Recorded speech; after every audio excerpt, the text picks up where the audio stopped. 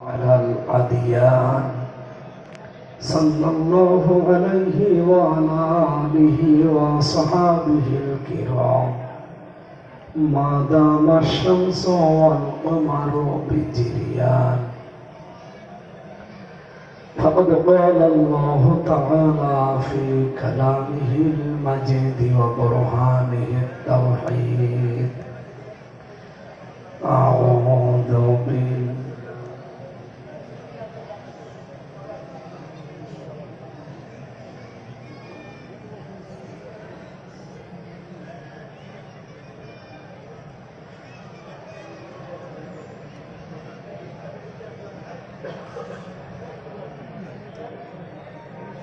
بسم الله الرحمن الرحيم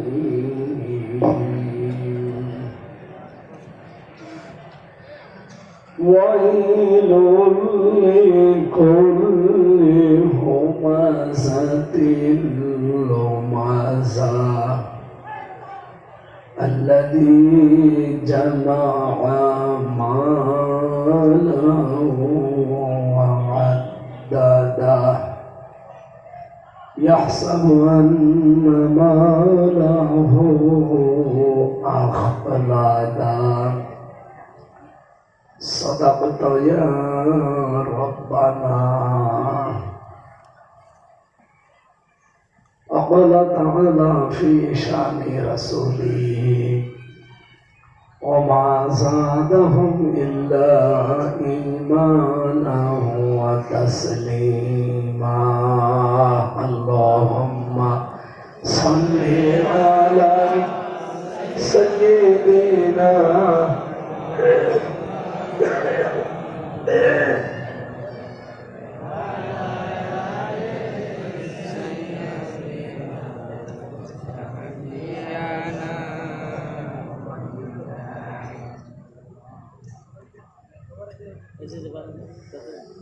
আলহামদুলিল্লাহ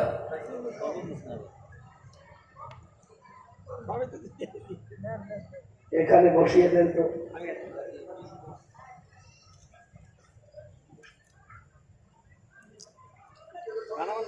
রাজবাড়ী জেলার সদর থানার অন্তর্গত কল্যাণপুর ঐতিহ্যবাহী সিদ্দিকিয়া হাফিজিয়া মাদ্রাসার উদ্যোগে তাফসীরুল কোরআন মাহফিল লিখেছেন। আমরা তাফসীর আকারে কিছু কথা বলবো। আমার কণ্ঠ যদি আল্লাহ ছেড়ে দেন, অবস্থা খুব ভালো না, দেখতে পাচ্ছেন। আশা করছি মালিক আমার কণ্ঠটা ঘন্টা খানিক সময়ের জন্য ছেড়ে দেন ইনশাআল্লাহ। এ মাহফিলের সম্মানিত সভাপতি জনাব মোহাম্মদ শাহ আলম পাঠান দামাত বারকাতুহুল আলিয়া, বিশেষ বক্তা সুমিষ্ট ভাষী তরুণ বক্তা হাফেজ মাওলানা মহিউদ্দিন মুজাহিদি ঢাকা, সার্বিক ব্যবস্থাপনা যিনি আছেন শেখ আনোয়ার হোসাইন, সৌজন্যে আছেন আব্দুল মান্নান খান, মঞ্চে বসা ওলামায়ে কেরাম, সামনে বসা মুসলমান ভাইরা, পর্দার আড়ালের সম্মানিতা মা এবং বোনেরা, এই যে যারা দাঁড়িয়ে আছেন এরা কি বসা চায় না জায়গায়? পরিবেশ যারা ঠিক না করলে কি আপনাকে জোর করে করাবে? বসেন বসেন, জায়গা পেলে বসে যান। আরে ছাদের উপরে খায় না। সম্মানিত মা এবং বোনেরা, প্রশাসনের যে ভাইগুলো আজকে দায়িত্ব পালনের জন্য এসেছেন, দল মত জাতি বর্ণ ধর্ম নির্বিশেষে কোরআন সবার জন্য। আমার কথার অর্থ বোঝা যাচ্ছে? প্রথম প্রশ্ন হচ্ছে আমরা মানুষ। আমরা কি? দুই নম্বরে আমরা আল্লাহর খলিফা, প্রতিনিধি। তিন নম্বরে আমরা কি ঘুমাচ্ছে? আমার কথা বুঝতেছে? প্রথম পরিচয় আমরা কি? এই মানুষের ভেতরে আপনি মুসলমান পাবেন, হিন্দু পাবেন, খ্রিস্টান পাবেন, বৌদ্ধ পাবেন, ৪,৫০০ ধর্মের মানুষ আছে দুনিয়ায়। আমরা এক বাক্যে সবাই কি? আরো জোরে, জোর হলো না? মানুষ আমরা ওলাকত কাররামনা বানি আদম, সবাই আমরা বনি আদমের সন্তান। আল্লাহ বনি আদম সন্তানকে দুনিয়ায় সম্মানিত করেছে। এ কথা কোরআনে। কিসে? কি আরম্ভ হয়ে পুলিশ ভাইরা একটু একটু কিছু উঁচু করেন তো। আরে ভাই হাত উঁচু করতে বলছে, লাঠি উঁচু করে।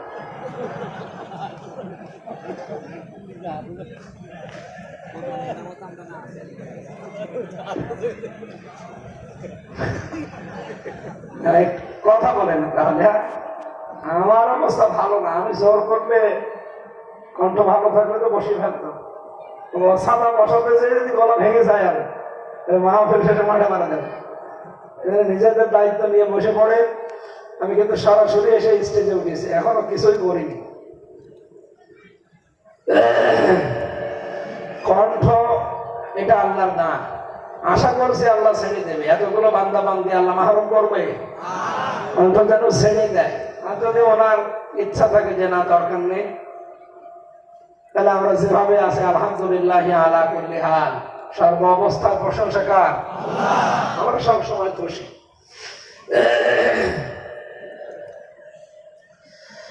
আল্লাহ বললেন আমি পৃথিবীতে বনি আদম সন্তানকে সম্মান দিয়েছি।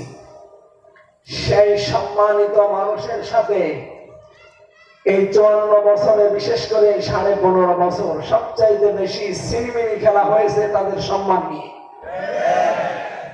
আগামীতে এই সম্মান নিয়ে কেউ যেন সিনেমিনি খেলতে না পারে সেই ব্যবস্থা করা লাগবে না? এই জন্য আগামীতে কেউ যেন ফ্যাসিস্ট হয়ে না ওঠে, কেউ যেন স্বৈরাচার হয়ে না ওঠে, সেই ব্যবস্থা এবার সামনে দেশের মানুষ করবে। এই জন্য আমাদের প্রথম পরিচয় আরো চলে মানুষের পরে আমাদের পরিচয় হচ্ছে আমরা খলিফা, আল্লাহর প্রতিনিধি। এ প্রতিনিধিও সবাই আমরা হতে পারি। 3 নম্বরে এই সৃষ্টির ভেতরে যারা সর্বোত্তম, যাদেরকে শ্রেষ্ঠ বলা হয়, তারা হচ্ছে ঈমানদার। ইন্নাল্লাযীনা আমানু ওয়া আমিলুস সালিহাত উলাইকা হুম খায়রুল বারিয়া। নিশ্চয় যারা ঈমান আনে, এরপরে আমলে সালেহ করে, ভালো ভালো কাজে আঞ্জাম দেয়, আল্লাহ বলেন এরা আমার সৃষ্টি জগতের ভেতরে শ্রেষ্ঠ। সুতরাং কি বুঝলেন? প্রথম পরিচয় আমরা মানুষ পরিচয় দিয়ে ফেলেছি। দ্বিতীয় আমরা আল্লাহর খলিফা। 3 নম্বরে আমরা আল্লাহর গোলাম এবং শ্রেষ্ঠ সৃষ্টি, বিশেষ করে যাদের ঈমান আছে। আর আমার ধারণা এখানে অন্যান্য ধর্মের ভাইরা খুব কম এসেছে। আমরা যারা আছি অধিকাংশ গুলো আমরা ঈমানদার, আল্লাহর গোলাম পরিচয় দিতে দ্বিধাবোধ করি। আমরা কি কোন পীরের গোলাম, কোন বাবার গোলাম? আমরা আল্লাহর গোলাম। রাজবাড়িতে যদিও এরকম একটা সমস্যা আছে, অনেকে বলে যে আমি অমুক বাবার গোলাম। কেন আপনি বলতে যাবেন? রাজবাড়িতে যে সমস্ত কারণে এখন অনেক আলেম জেলখানায় আছে, হাফেজ মাওলানা আবু সাইদ সহ নামনা বহু আলেম, প্রায় 23 জনের উপরে এখন জেলখানায় আছে একটা ভণ্ডের কারণে। এই ভণ্ডামি গুলো এই জেলায় আপনারা করবেন। তাওহীদে জনতা বারবার প্রশাসনকে জানিয়েছিল ইসলাম নিয়ে যেন এভাবে কেউ সিনেমিনি না খায়।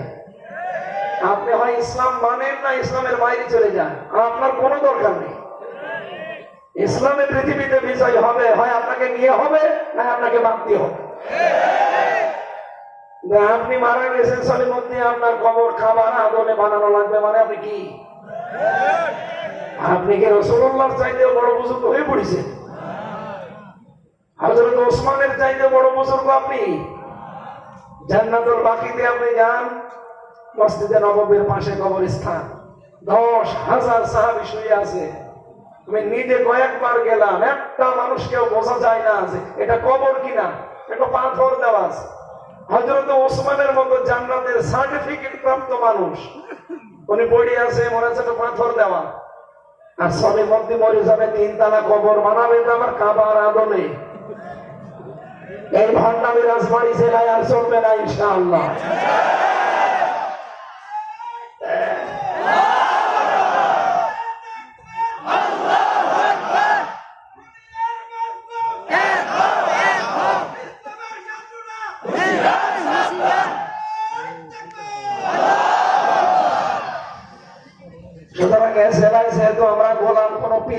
বাবার না, আমরা গোলাম কার? আমরা অবিলম্বে এই নিকৃষ্ট কাজের ধিক্কার জানাচ্ছি, যারা এই ঈমান বিধ্বংসী কাজে বাধা দিতে গিয়ে প্রশাসনের হাতে গ্রেপ্তার হয়ে এখন জেলখানায় আছে, মানবেতর জীবনযাপন করছে। আহ্বান জানাবো যারা দায়িত্বে আছেন অতি শীঘ্রই তাদেরকে নিঃস্বার্থ মুক্তি দেওয়া হোক। এই দাবি আপনাদের আছে না? আমার কণ্ঠ ভাঙা, এই জন্য আমি জোর দিতে পারছি না। এর উপরে বেশি জোর দিলে এ ছাতা দেখা যাচ্ছে রওশনের সাথে যতটুকু আছে আমরা পরিষ্কার ভাষায়, যদিও নরম ভাষায় বলছি, আমাদের ভাষা পরিষ্কার। আলেমদেরকে মুক্তি দেওয়া লাগবে, এটা আর হাসিনার আমল নেই। 2000-এর উপরে মানুষ জীবন দিয়ে আপনাদেরকে বসিয়েছে। আপনারা যদি এদেশে আবার ওই বৈষম্য তৈরি করেন, শিরক বেদাত যেটা মানুষের ঈমান ধ্বংস করে, ওগুলো যদি আবার জিয়ানো থাকে, এটা আবার জীবন দিলাম কি খেলা করার জন্য? জীবনকে আরো দেওয়া লাগবে সামনে।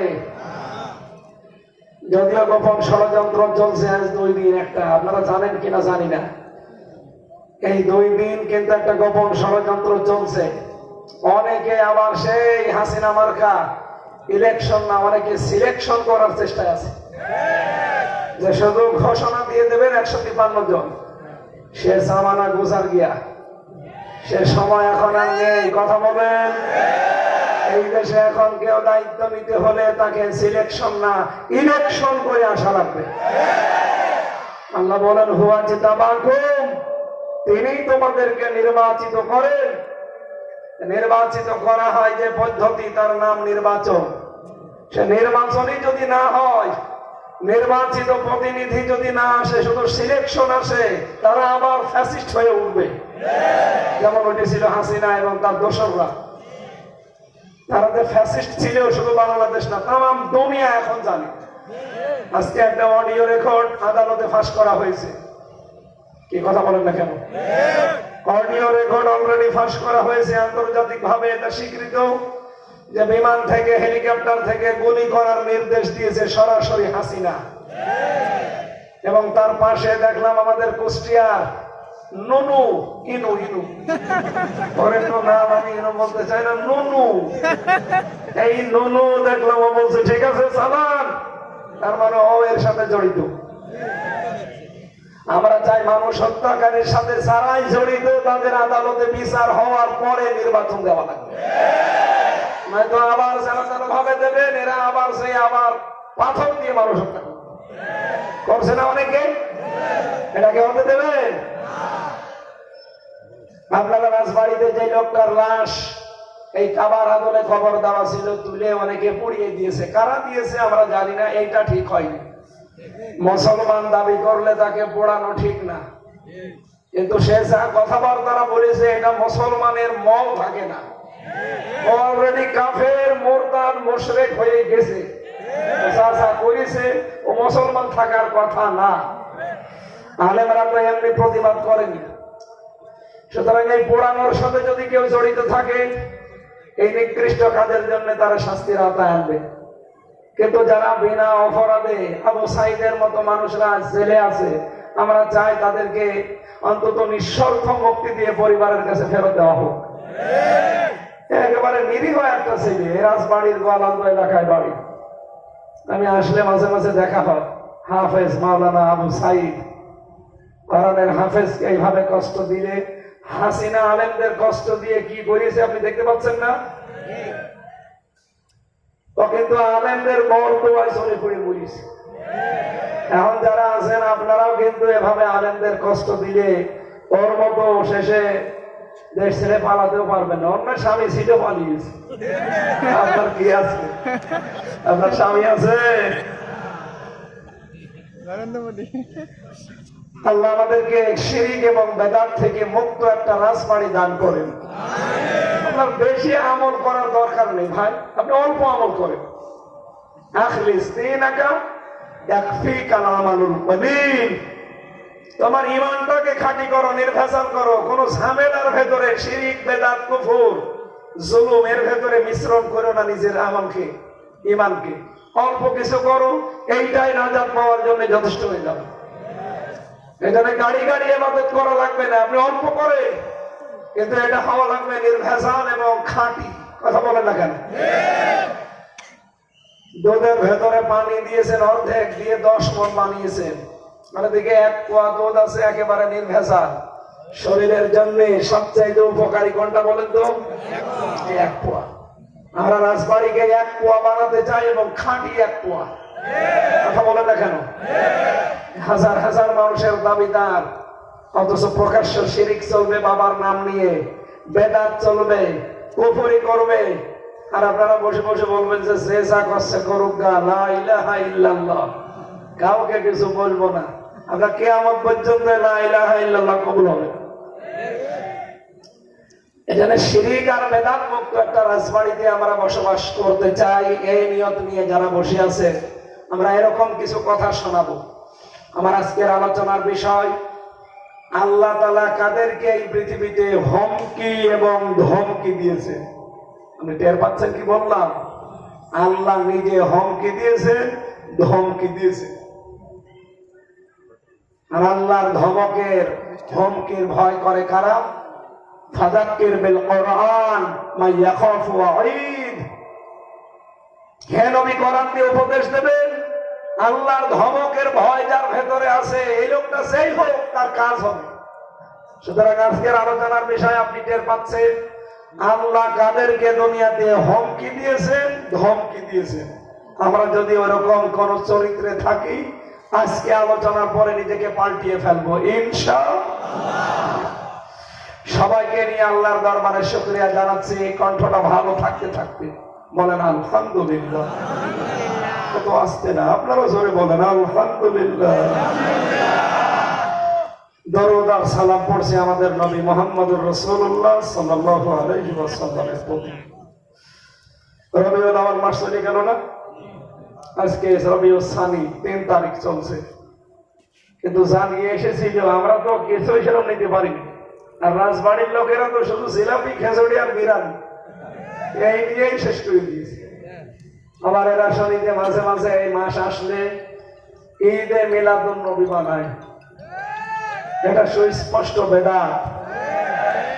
ঈদে মিলাদুন নবী বলে পৃথিবীতে কিছু নেই, এগুলো মানুষের বানানো। আল্লাহ রাব্বুল আলামিন 2টা ঈদ দিয়েছেন মুসলমানদের জন্য, ঈদুল আযহা, ঈদুল ফিতর। এর বাইরে পৃথিবীতে কোনো ঈদ নেই। কেউ যদি নতুন করে ইসলামে কিছু আবিষ্কার করে যে এইটা আরেকটা ঈদ, সে কাফের। বলো বলো। এমনকি ইসলাম থেকে কেউ যদি ঈদ বাদ দিয়ে দেয়, যদি বলেন আমি ঈদুল আযহা মানি, ঈদুল ফিতর মানি না, সেও কাফের। কারণ বিধানটা কার? আপনি নতুন করে কোনো বিধান এখানে দিতে পারবেন না। এটা সারা বাংলাদেশের 64 জেলাতে বেশি হয়, চট্টগ্রামে আর রাজবাড়িতে। এত আবেগ আপনাদের। একজন সাহাবী রাসূলকে যে ভালোবাসা দিয়েছে, পুরা রাজবাড়ি জেলা মিলে দিতে পারবে? কোথায় পেয়েছেন আবেগ? আপনি দেখান তো কোরআন হাদিস পড়ে। নবীজির ইন্তেকালের পরে একজন সাহাবী 90 বছর বেঁচে ছিলেন। 90 বছর। হযরত সুহাইল রাদিয়াল্লাহু তাআলা আনহু তার পুরা জীবন পড়েছেন, কোনদিন তিনি এই 90 বছরে ঈদে মিলাদুন নবী পালন করেন। মানুষের জন্ম মৃত্যু আসবে যাবে, এইটা নিয়ে আনন্দ করা, দুঃখ করার কিছু নেই। কত দিবস বানিয়েছে বাংলাদেশে দেখেন তো। একজন মানুষ জেল খেটে বাড়ি আসে, সেটার নাম দিয়েছে জেল দিবস। বাইরের দেশ থেকে আসে বলে প্রত্যাবর্তন দিবস। গত 2 দিন আগে ছিল স্ত্রীকে চুমা দেওয়া দিবস। যাদের বউ নেই ওরা দেখি ঝামেলা ছিল। মানে ফেসবুকে দেখে ম্যাডাম আরে বাবা মানে সকালবেলা বলছে, কই তুমি তো কিছু করো না। কি করবো? এই দেখো আজকের বিশ্ব চুমা দিবস। আমি তো বিরাই দিই, এখন আর দিয়ে কি করবো? এইটা দিয়ে এই দিবসটার বানানোর দরকার নেই। পৃথিবীতে আল্লাহর পাঠানো দিবস 2টা, ঈদুল আযহা, ঈদুল ফিতর। এর বাইরে কোনো জন্ম দিবস নেই, মৃত্যু দিবস নেই, জেল দিবস নেই, চুমা দিবস নেই। আছে? এমনকি বাবা দিবস, মা দিবস সব বানানো। আপনি দিবস পালন করলে ওই দুইটা করবেন আনন্দ ফুর্তি ইসলামের ভেতরে থেকে। কিন্তু আপনারা যেটা এই রাজবাড়ী আর চট্টগ্রামের লোকেরা বানিয়েছেন আবেগ নিয়ে, এটা আগামী থেকে বন্ধ হয়ে যাবে। এই দেশে কোন দিবস পালন চলবে না আল্লাহর এই দুইটা দিবস বাদ দিয়ে। আল-ইয়াওমা আকমালতু লাকুম দীনাকুম ওয়া আতমামতু আলাইকুম নি'মাতি ওয়া রাদিতু লাকুমুল ইসলাম দীনা। আল্লাহ তাআলা বলেন, আমি আজকের এই দিনে, এটা নাযিল হয়েছে আরাফাত কি ঐতিহাসিক বিদায় হজের দিন, আমি আজকে আমার যত নিয়ামত আছে পরিপূর্ণ করে দিলাম। আমি আজকে থেকে জীবন ব্যবস্থা হিসাবে রাজি এবং খুশি হয়ে গেলাম ইসলামের উপরে। সুতরাং ইসলামে যা আছে আপনি নতুন করে কিছু যোগ করতে পারবেন না। আবার আল্লাহ যা দিয়েছে কেটে সেটে বাদও দিতে পারবেন না। তাহলে আপনি আল্লাহর চাইতে বেশি বুঝবেন। আশা করছি এই কাজে আগামী থেকে কেউ যেন সরাসরি যুক্ত না হয়। আল্লাহ যা দিয়েছে ওইটাই আমরা সন্তুষ্ট কিনা বলেন তো? আরো জোরে বলেন। 5 ওয়াক্ত নামাজ আল্লাহ দিয়েছেন, আপনি দয়া করে 7 ওয়াক্ত বানাতে যাবেন না। এখন যদি বলেন না সেজদা দিলেই তো সওয়াব হয়, হয়, কিন্তু বিধানটা কার? নামাজ পড়া যেমন ইবাদত, নামাজ না পড়াও ইবাদত।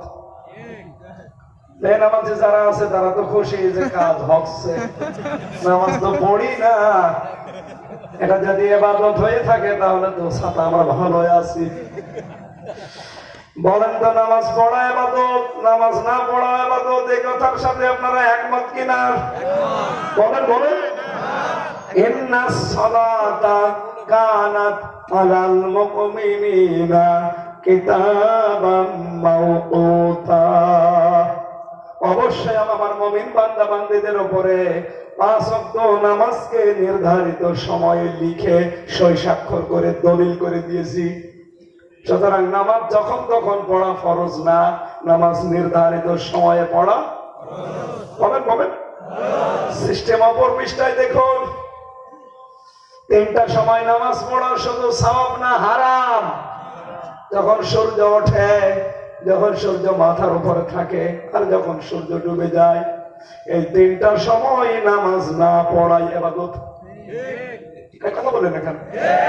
আগেরটা ছিল নামাজ পড়া ইবাদত, আর পরের এই 3 সময় নামাজ না পড়া ইবাদত। এই 3 সময়ে যদি কেউ নামাজ পড়ে তার ঈমান থাকবে না। আপনি হারাম কাজ জেনে শুনে করবেন কেন?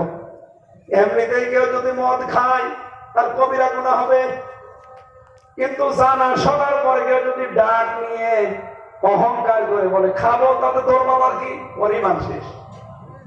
কি কথা বলেন না? নামাজ আপনি পড়েন না, আপনার গুনাহ হবে, ঠিক আছে, কিন্তু জানা শোনার পরেও যদি এই হারাম সময়, এই 3 সময় কেউ জোর করে নামাজ পড়ে, আমি পড়বো, তুই ঠেকা, আপনার নামাজ তো হবেই না, আপনার ঈমানও শেষ। এই জন্য নামাজ পড়া ইবাদত, নামাজ না পড়াও বলেন না কেন? রোজা রাখা যেমন ইবাদত। এই পৃথিবীতে 5টা দিন আছে, ওই 5 দিন রোজা না রাখা ইবাদত। 2 ঈদের 2 দিন আর কোরবানির 3 দিন পরে যে সময়, এই 5টা দিন হচ্ছে আল্লাহর জিয়াফতের দিন, আল্লাহর দাওয়াতের দিন। তাম পৃথিবীর মুমিন মুসলমান আল্লাহ তাদেরকে দাওয়াত দিয়েছেন, জিয়াফত দিয়েছেন। আপনি দাওয়াত নিলেন, খেতে এসেছেন, এসে যদি বলেন আমি রোজায় আছি, আমি উপোস করছি, বলেন তো বাড়িওয়ালার মনে কষ্ট লাগবে না?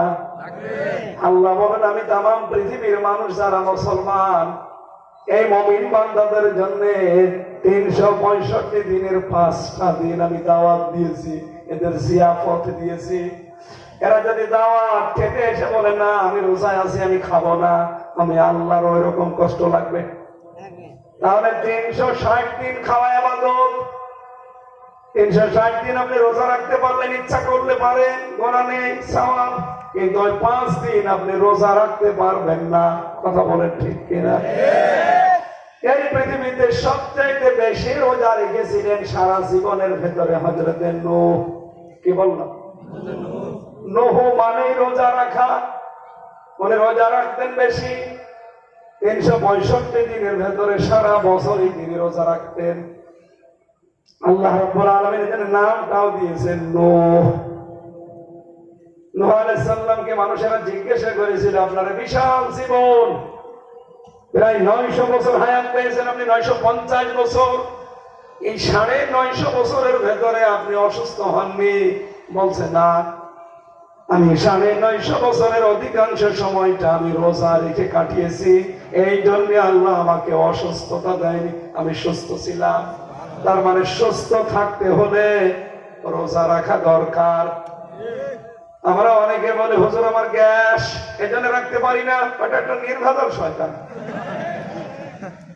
রোজা রাখলে আর গ্যাস ভালো হয়। যেহেতু আমার ওইটা আলোচনা না, আমি বোঝাচ্ছিলাম রবিউল আউয়াল এসেছিল, নবীজির জন্মের একটা বিশাল ইতিহাস আমাদের কাছে দিয়ে গেছে, চলেও গেল। আমরা জানি আমার নিতে যেহেতু পারিনি, আগামী বছর থেকে যেন ভুল না করি। আগামী থেকে আমরা রাসূল থেকে কি কি নিতে চাই? 1 নম্বরে ওয়াল্লাযী আরসালা রাসূলাহু বিল হুদা ওয়া দীনিল হক, তিনি সে আল্লাহ যিনি তার রাসূলকে এই জমিনে দ্বীনে হক দিয়ে পাঠিয়েছিলেন। কেন পাঠালেন? লিইয়ুযহিরাহু আলা দ্বীনি কুল্লি, যত দিন আছে, ধর্ম আছে, নিয়ম নীতি আছে দুনিয়ায়, সব কিছুকে পেছনে ফেলে আমি আল্লাহ যে ইসলাম পাঠিয়েছি এইটা সে বিজয়ী করবে, এটা রাসূলের কাজ ছিল 1 নাম্বার। কথা বলেন, কথা বলেন, আরো জোরে বলেন। আল্লাহ কারিহাল মুশরিকু, যদিও যারা শিরিক করে তাদের কাছে এটা খারাপ লাগবে। এখন আমার প্রশ্ন এই জায়গা, বিশ্বনবী সারা জীবনে কোনদিন বলেছিলেন আসেন আমার বাবা আব্দুল্লাহর নিয়ম নীতি জমিনে কায়েম করি, আমার দাদা আব্দুল মুতালিবের জীবনী কায়েম করি? কি বলেছিলেন? আনাকিমুদ্দিন, যে আল্লাহর বিধান কায়েম করি। এই কথা বলতে গিয়ে সবচেয়ে বেশি ওনার উপরে রাগ করেছিল মুশরিকরা। কারা? আরো জোরে বলুন। এবার আমি একটা ইতিহাস বলছি সিরাত থেকে, না এখনই ওঠাউঠি করে, এরা ভেতরে আসে কেন? ভাই এরকম ক্লাস করতে এসেছে, আপনারা যদি উঠে চলে যান, এমনি আমার গলা ব্যথা, আমি কিন্তু চলে যাবো ভাই। 1 ঘন্টা বললাম না, ওঠা যাবে না, এরপরে উঠবেন কেউ? যারা চলে যেতে চান যান, চলে যান ভাই, আগের থেকে আমার ক্লাসটা নষ্ট করি না। আমি একটা ক্লাস করবো, আমার গলা যতক্ষণ থাকবেন ইনশাআল্লাহ।